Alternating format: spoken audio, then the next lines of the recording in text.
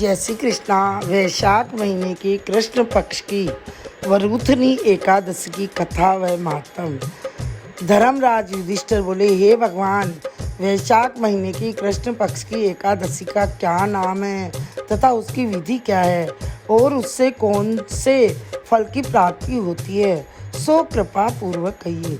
श्री कृष्ण भगवान बोले, हे राजेश्वर, वैशाख महीने के कृष्ण पक्ष की एकादशी का नाम वरूथनी है। वह सौभाग्य को देने वाली है और इसके व्रत में मनुष्य के समस्त पाप नष्ट हो जाते हैं और अंत में सुख मिलता है। यदि इस व्रत को एक अभागिन स्त्री करती है तो उसे सौभाग्य मिलता है।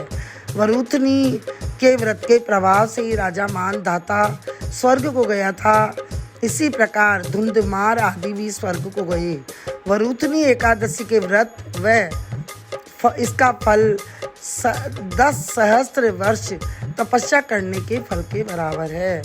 कुरुक्षेत्र में सूर्य ग्रहण के समान जो एक बार स्वर्ण दान करने से फल मिलता है, वही फल वरूथनी एकादशी के व्रत के करने से मिलता है। वरूथनी एकादशी के व्रत से मनुष्य इस लोक और परलोक दोनों में सुख प्राप्त करते हैं और अंत में स्वर्ग को जाते हैं। शास्त्रों में कहा गया है कि हाथी का दान घोड़े के दान से और हाथी के दान से भूमि का दान उत्तम है। उससे उत्तम तिलों का दान है। तिल से स्वर्ण दान, स्वर्ण से अन्न श्रेष्ठ है। संसार में अन्न दान के बराबर कोई भी दान नहीं है।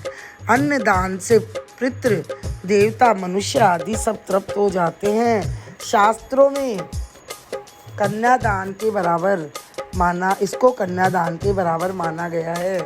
वरूथनी एकादशी के व्रत से अन्न तथा कन्यादान का फल मिलता है। जो मनुष्य लोभ के वश में होकर कन्या का धन ले लेते हैं, वे प्रलय के अंत तक नरक में पड़े रहते हैं या उनको अगले जन्म में बिलाव का जन्म ग्रहण करना पड़ता है। जो मनुष्य प्रेम से एवं धन सहित कन्यादान करते हैं, उनके पुण्य को चित्रगुप्त भी लिखने में असमर्थ हो जाता है।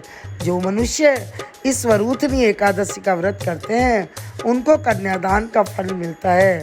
वरूथनी एकादशी का व्रत करने वाले को दशमी के दिन निम्नलिखित 10 वस्तुओं का त्याग कर देना चाहिए।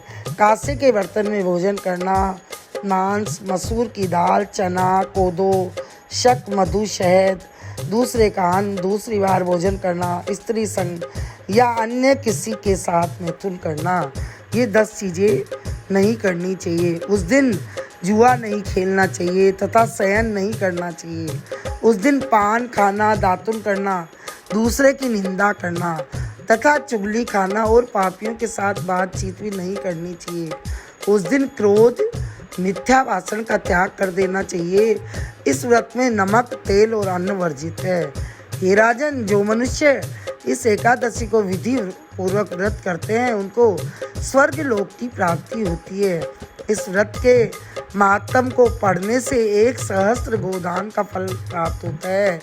इसका फल गंगा के स्नान करने के फल से भी अधिक होता है। बोलिए वरूथनी एकादशी की जय। विष्णु भगवान की जय।